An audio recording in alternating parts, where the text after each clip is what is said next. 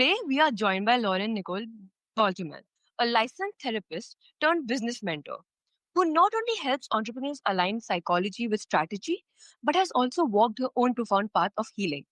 After a decade of guiding others, Lauren faced chronic illness that forced her to look inward, shed old patterns, and discover new depths of resilience. This is more than a story of healing the body. It's about rewriting identity, finding wholeness, and choosing growth when life demands transformation. Welcome to the show, Lauren. It's such a pleasure to have you. Thank you so much. It's a pleasure to be here. So, Lauren, as someone who has guided others for years, what was it like to suddenly become the one needing deep healing? It was incredibly challenging in the beginning. I tend to tell my clients, and it's a phrase and a saying of mine that I say often, first there is awareness and acknowledgement, and then comes change. And for me, when, my health really took a turn for the negative, it was incredibly challenging as someone who was a perfectionist of many years, lacking this control of not knowing what was really going on in my body and feeling so sick. It was, I fought it. I fought it and I didn't want to believe it. And I kept pushing and would put long work hours onto my schedule. And it really wasn't until I looked myself in the mirror. I stopped saying, why is this happening to me? I acknowledged this is happening. This is happening for a reason. What can I learn through this? And really fully acknowledged what was happening, number one. And number two, what I could shift or learn. And that was truly, I'll say, the turning point of me even being able to heal. Yeah, that's amazing. And did it challenge how you saw yourself as a therapist and a leader? It was very interesting because, while there are many people, healing from many of the things that I was going through who take time off of work, a leave of absence, when you're dealing with multiple chronic infections and imbalances within the body. For myself, I took a bit of a step back. I, didn't take as many clients and patients, and I restructured some of my offers and programs, but I didn't take I didn't really take a mass amount of time away. For me, my work and what I do with clients brings me so much happiness and fulfillment and purpose. And I was lucky, I was fortunate enough to still be able to see clients. And again, for me, it was this beautiful sense of, from a couple directions, thinking, my gosh, am I going to get through a day, right? Like, can I really do this? But while I was in session, I always say it was like this amazing miracle that, even if I was having a brain fog or whatever it was like I'm so in my purpose that when I was meeting with clients, my head was on. My head was on straight. It was, completely with them in their business, in their brand, or for therapy clients, going through and experiencing what they're saying and how it's happening. So I don't feel that I really questioned my ability as a therapist or as a leader. I think more for me, it was just really looking at things very differently. Yeah. And that's powerful because it shows how even the strongest guides can be called into deeper self discovery. Absolutely. Absolutely. I know for me, being a clinician for 14 years, I, have done a lot of my own healing and self understanding.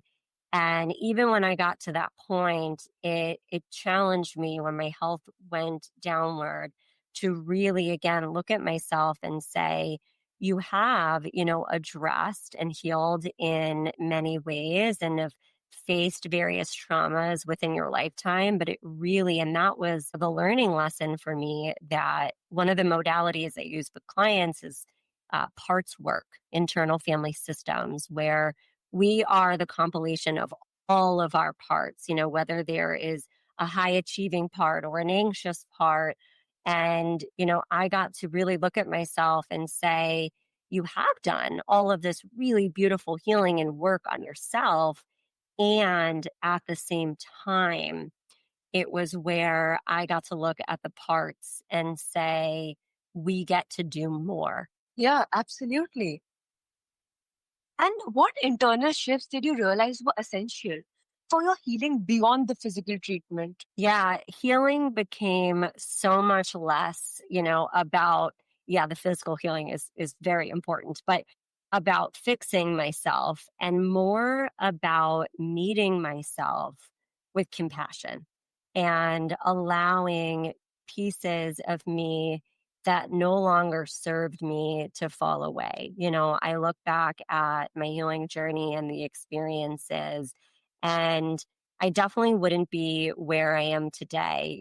I look back and I absolutely recognize that high achieving, overachieving, perfectionist tendencies were still very much there. There were definitely still core wounds or limiting beliefs of, not feeling good enough in various ways, and how that really just shined through within being an entrepreneur, owning a business.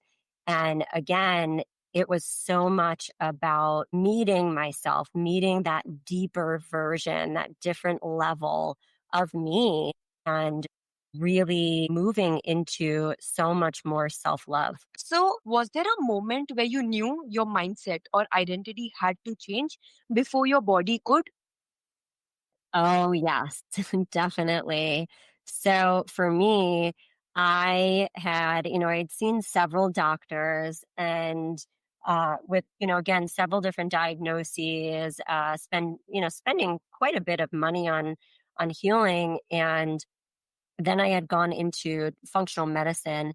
And again, I was doing every single thing that the doctor was saying, right? I am very the type of person that if you tell me to do something, right, that high achieving person in me was, I'm going to do it. I'm going to check those boxes. I'm going to do it with an A+ mentality. And there I was, I think it was 1 year into healing. And again, it was time, it was energy, it was finances. And in those moments, I remember going for blood work, and I went for blood work, and they essentially said that nothing was moving forward, that many of and I knew they were going to say that because my symptoms were still so bad. And part of me wanted to lead with an ego and how could this be possible, right? How can I still have these infections? How could these things still be happening? And if I had stayed in that mindset and, put the power into just, what a doctor was saying to me and following a checklist, I would have never healed, right? And I remember going home and saying, this is so much more about my patterns, my tendencies, being able to truly regulate my nervous system. That was when I went so much deeper on my own healing. But even now, what I do with clients on understanding nervous system regulation on a much deeper level, because I truly knew, yes, mindset and the thoughts that you have are so important. While I was changing some of my thoughts, it was from a nervous system perspective that my body still had these imprints of, we're going to keep you stuck. We are going to keep you sick. So it really was this all encompassing mindset, identity, and nervous system approach that I remember thinking, if I do not do this, I can continue to take all of the supplements and pay for all these doctors. And it wouldn't have worked. Yeah, 100%. It's such a reminder that healing isn't about just medicine. It's about Yeah. shedding layers down we have outgrown. Yeah, absolutely. Absolutely. Mhm, yeah. And chronic illness often brings frustration and isolation. How did you keep hope alive during the toughest stretches? Oh, that is such a great question. So, for me, there were definitely a couple different layers. I had moved my family from New York to Florida, so it was a new environment. And I also had a very little one. She was about 1 at the time. So, I definitely found myself at times almost leaning into, this, I guess I'll say, excuse where, I'm a newer mother and I can just be at home. But I again would really challenge myself, and I was thankful for the therapeutic tools and techniques that I have, and would ask myself, what are you really desiring? How are your thoughts truly shaping the actions that you take? For me, community is so important. When I was in New York, I was a part of so many different communities, and I believe that communities help you strive.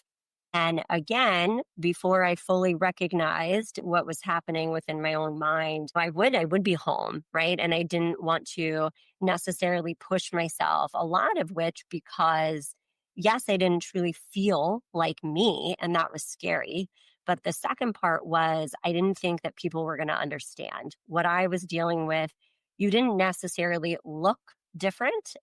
Even when I speak with people now, present day, we say, it's invisible illnesses, right? Oh, I was so afraid that someone might say, oh, well, you look fine. And how incredibly dismissive that would have felt to me. Again, as that high achiever, I really identified, as like the best of the best and could always be the leader in every situation. And I was so desperately scared and essentially terrified of going out and meeting new people and not feeling like that and not knowing how my mind, my body, my nervous system would really respond. So for me, I was also building an online business at that time. It was the start of, my second business. And what I did personally was I always say, to change an identity, I describe it as a timeline. Part of that timeline is healing and going back and understanding where these thoughts, beliefs, and stories come from and see which ones get to shift. And the other part of that timeline is behavioral adaptation, which truly sinks in and anchors into what is the identity that I want to be? What am I walking into? And I knew within those moments, I didn't always want to have to be the leader. I wanted people to accept me just the way that I was, whether I was not feeling well or I can go run around a park with my kid. And I, again, since I was so scared and I didn't know that part of me, I just started online. I started being in different Facebook communities, allowed myself to really see, is this someone that I can trust? Is this a community that I can really see myself in? I again have to acknowledge where I was and who I was internally. And then once I gathered that self trust as well as the trust within various communities online, then you go out. It's almost like exposure therapy. And you go out, and every time you do something in the newer identity, which for me was making a new friendship when I wasn't feeling energetic and positive and bubbly like I typically am, right? And I slowly did that. It was challenging, but every time I came home, I remember saying to myself, someone can and will love you, whether you're positive and energetic and you have that leadership persona, or, if you weren't feeling good that day and you didn't have those qualities and characteristics and traits. Um, so it was a slow drip of me seeing myself differently. Yes, but that resilience really speaks to listeners who may be walking their own invisible battles. Yeah.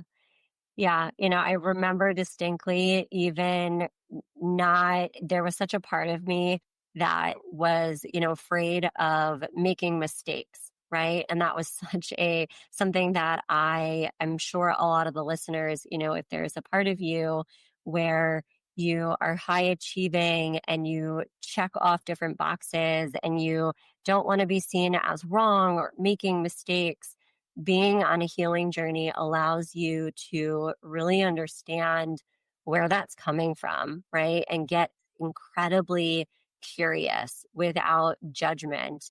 And again, it's then showing yourself that you can be seen and loved in a different light. Yes, absolutely. So, what a deeply moving conversation with Lauren.